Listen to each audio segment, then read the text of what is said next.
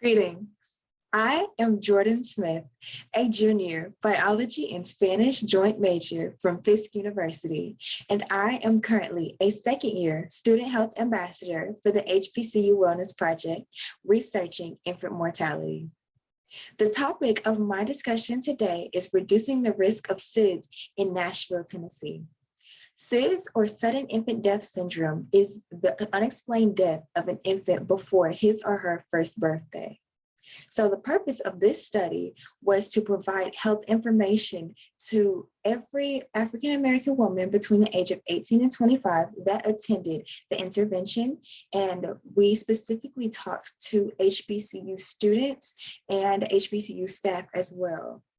So through this intervention, we wanted to focus on infant mortality, specifically safe sleep, and we also wanted to reduce or prevent this disparity in the future from happening in this community.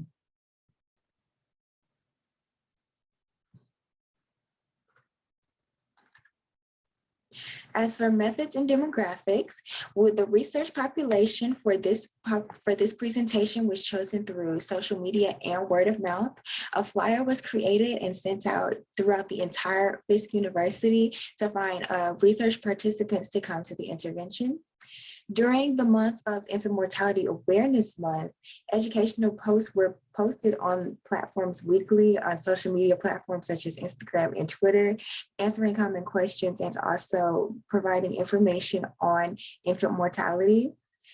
During the event, we started off with a pre-test that gave questions about infant mortality as well as SIDS and the demographic of each participant. After this, a brief presentation was given by Dr. Elizabeth Copenhaver on safe sleep and how infant mortality, specifically SIDS, can be reduced through safe sleep practices. Then, at the very end of this event, a post-test was administered with the same questions as the pre-test to determine what the participants learned during Dr. Elizabeth Copenhaver's presentation. As for the demographics, it was found that over 80% of the participants were both female and between the ages of 18 and 19, and over 40% came from a household with a $60,000 annual income. As for outcomes and data, when it comes to the questions of what is infant mortality and the risk of sudden infant death syndrome, what is sudden infant death syndrome, you can see a clear and distinct increase in knowledge from the pre-test to the post-test.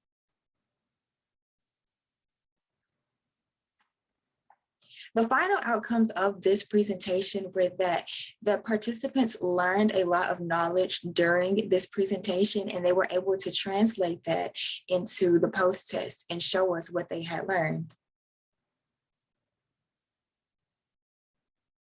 Like I stated in the beginning, this is my second year with the HBCU Wellness Project. So this was my second project. My first project focused heavily on nutrition and overall infant mortality and how to decrease infant mortality rates in Nashville, since infant mortality affects Black women at a higher rate than other races. This year, I wanted to focus on safe sleep specifically because SIDS is also a very, very large disparity affecting the Nashville community, and I wanted members of this community to have this information for their future. So through this second intervention, I learned a lot more about safe sleeping habits, as well as how to translate that to the participants and to the community.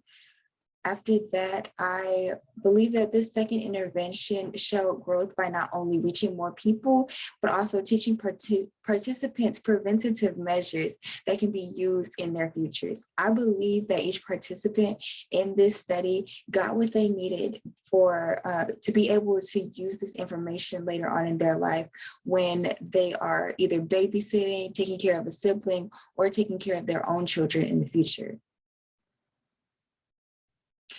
As far as special acknowledgements goes, I had a lot of help from my community partners at Fisk University, Meharry Medical College, the HBCU Wellness Project with Mrs. Haygood, Nashville Strong Baby, and the Department of Pediatrics at Meharry Medical College, and my presenter, Dr. Elizabeth Copenhaver.